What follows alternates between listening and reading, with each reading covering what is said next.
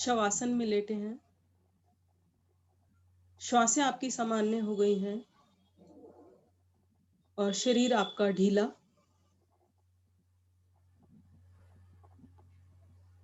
मानसिक अवलोकन। मन को लगाना है अपने शरीर को देखने के कार्य पर।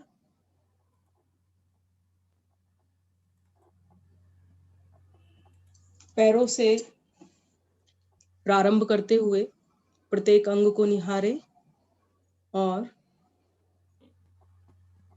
उसे और ढीला कर आगे बढ़ जाएं। इसी प्रक्रिया को दोहराते हुए अपनी शिखा तक पहुंच जाएं और प्रयास पूर्वक अपने शरीर को और ढीला कर दें। जब आप बंद आंखों में अपने शरीर के अंगों को निहारते हैं तो वहां प्राण का प्रवाह प्रारंभ हो जाता है, जिससे ऊर्जा उत्पन्न होती है और आपके शरीर के दोषों का निवारण होता है।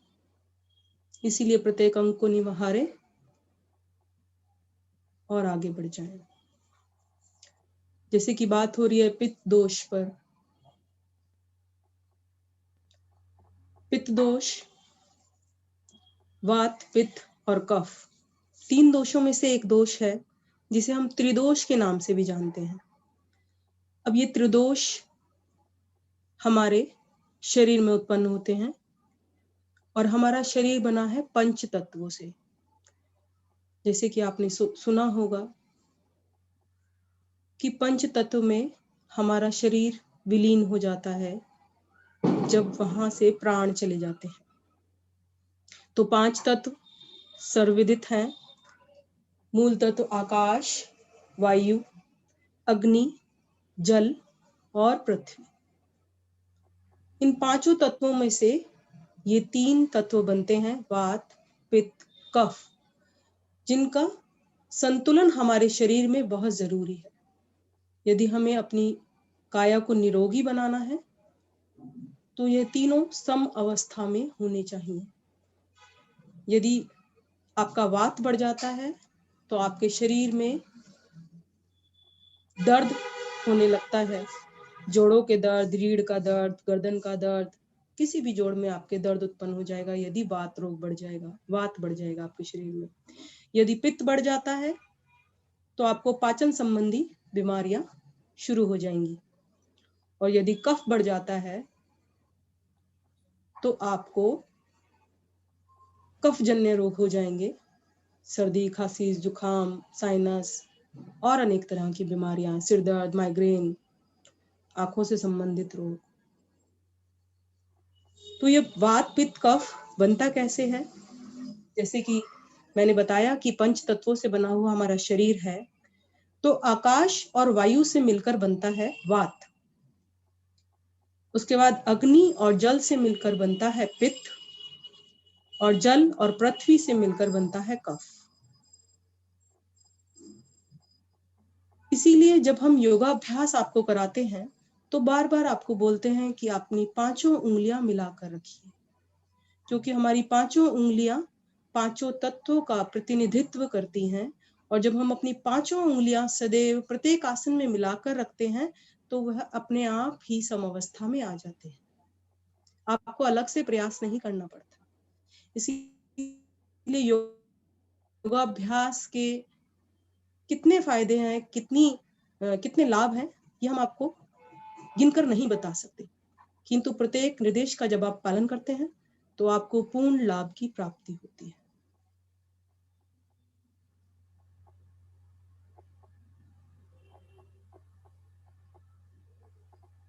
अपने मानसिक अवलोकन को आपने पूरा कर लिया होगा।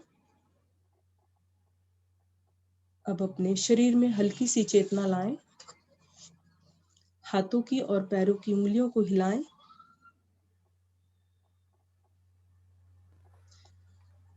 दोनों टांगों को मिलाएं और अपने पूरे शरीर को दाएं करवट पर मोड़ दें। अब कोहनी का सहारा लेते हुए उठकर बैठ जाएं आसन पर।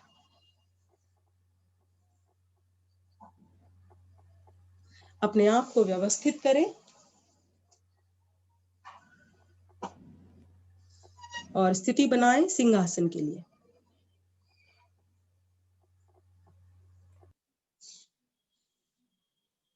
प्राणायाम के लिए आप किसी भी सुखपूर्वक आसन में बैठ जाएं जिसमें आपको सुख की प्राप्ति हो। पद्मासन में यदि आपको अनकंफर्टेबल लगता है तो आप सुखासन में बैठ जाइए।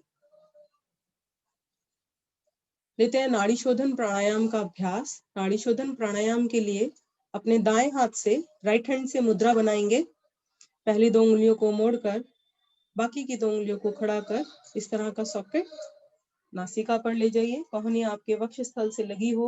दूसरा हाथ आपका ज्ञान मुद्रा में, अंगूठा नासिका पर और उंगलियां बाई नासिका पर।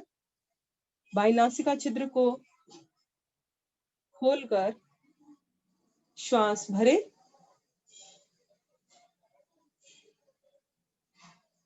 जब श्वास भर ले तो दोनों छिद्रों को बंद कर रुक जाएं। कुछ क्षण रुके और दाईं ओर से अंगूठा हटाएं, श्वास को बाहर कर दें।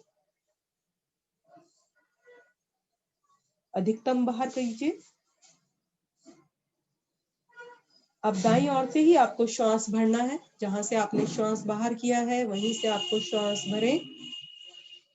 दोनों नासिका छिद्र को बंद करें। बाईं ओर का पहले से ही बंद था, दाईं ओर से बंद कर लें और रुक जाएं।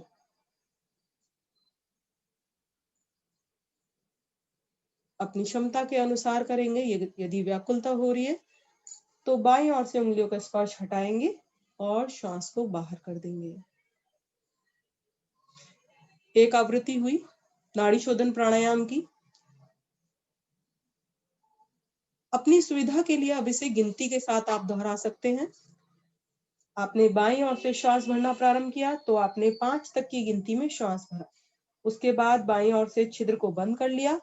दोनों छिद्रों को बंद रखा तो आपने 10 तक की गिनती गिनी और फिर दाईं ओर का अंगूठा हटाकर दोबारा 10 तक की गिनती में श्वास को बाहर कर दिया। 1:2:2 का रेशो होता है इसका। इस अनुपात में जब आप नाड़ी शोधन प्राणायाम करते हैं तो आपकी नाड़ियां शुद्ध होती हैं और जैसे कि पित्त दोष के बारे में बताया गया है, पित्त दोष शांत होता है। अपनी आवृत्तियों को दोहराते रहें।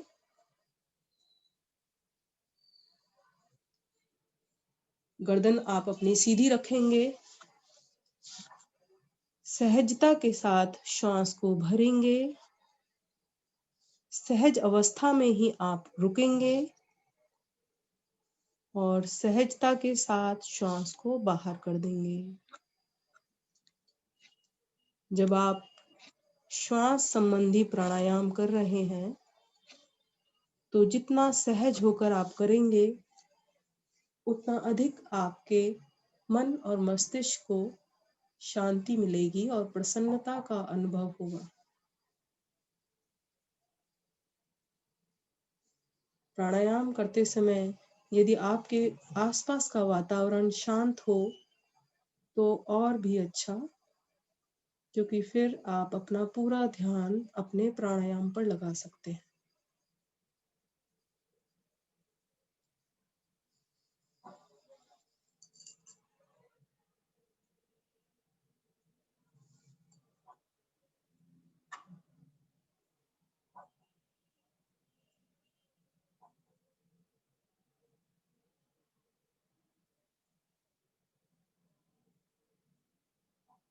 गर्दन सीधी रखेंगे। दूसरा हाथ आपका ज्ञान मुद्रा में है। प्राणायाम करते हुए यदि आप अपनी प्रकृति को पहचान लेते हैं कि आपको पित्त दोष है तो आप वायु मुद्रा या अपान मुद्रा लगा सकते हैं। वायु मुद्रा जिस प्रकार आप ज्ञान मुद्रा लगाते हैं उसी उंगली के पिछली ओर पर दूसरे पौरवे से अंगूठे को स्पर्श कराना है। तीनों उंगलियां सीधी रखनी है। ये वायु मुद्रा होती है। और एक आप अपान मुद्रा लगा सकते हैं जिससे पित्ताशय की पथरी तक बाहर आ जाती है, किंतु आपको प्रत्येक दिन 45 मिनट कम से कम वह मुद्रा लगानी है। अपान मुद्रा के लिए आपकी बीच की दोनों उंगलियों को आपको अंगूठे पर स्पर्श कराना होता है और बाकी दोनों उंगलियां खड़ी रहती है। इंडेक्स फिंगर और स्मॉल फिंगर खड़ी रहती है। मिडिल फिंगर और रिंग फिंगर आपको अपने थंब से टच करनी होती है।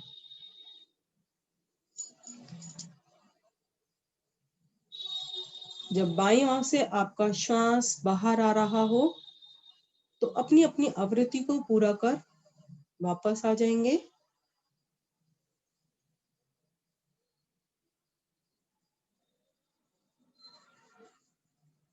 हाथ को नीचे ले आएंगे और शांत बैठेंगे।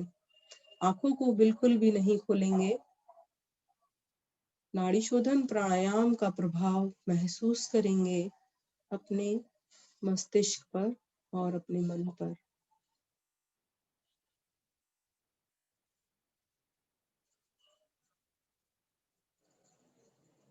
एक बार लंबी गहरी श्वास भरेंगे और श्वास को बाहर करेंगे। लेंगे पलावनी प्राणायाम का अभ्यास। पलावनी प्राणायाम के लिए दोनों हाथ घुटनों पर। अब होठों को गोल कर अधिकतम श्वास को आपको भरना है।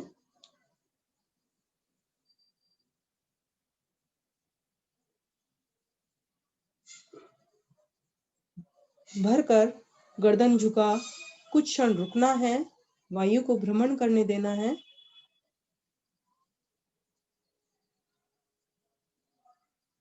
अपनी क्षमता के अनुसार श्वास को रोककर, अन्यथा कमर वाले भाग से आगे की ओर आकर पूरे मुंह को खोलकर जिह्वा को बाहर निकाल श्वास को आसन पर उड़ेल दीजिए। इसी प्रकार की आवृत्तियों को आपको दोहराना है। फिर से मुख को गोल कर अधिकतम श्वास आपको भरना है।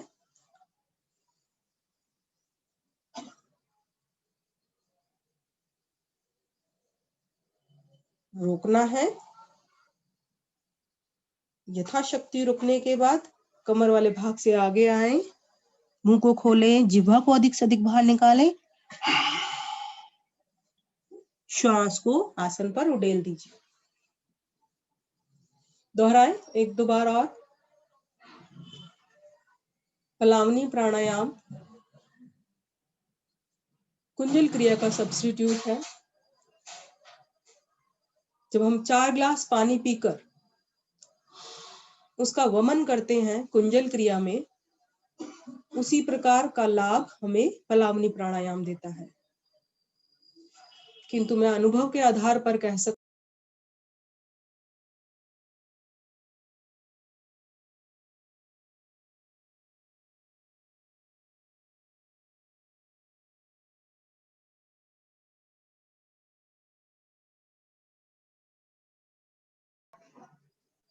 हूँ, यदि समय होगा कभी करके दिखाएंगे तो आपको बताएंगे, किंतु कुंजल क्रिया से बहुत जल्दी लाभ हो जाता है।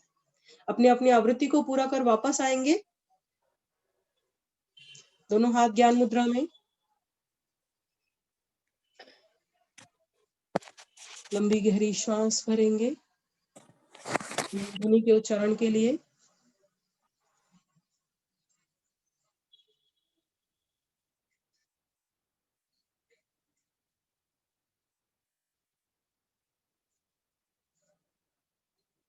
ओम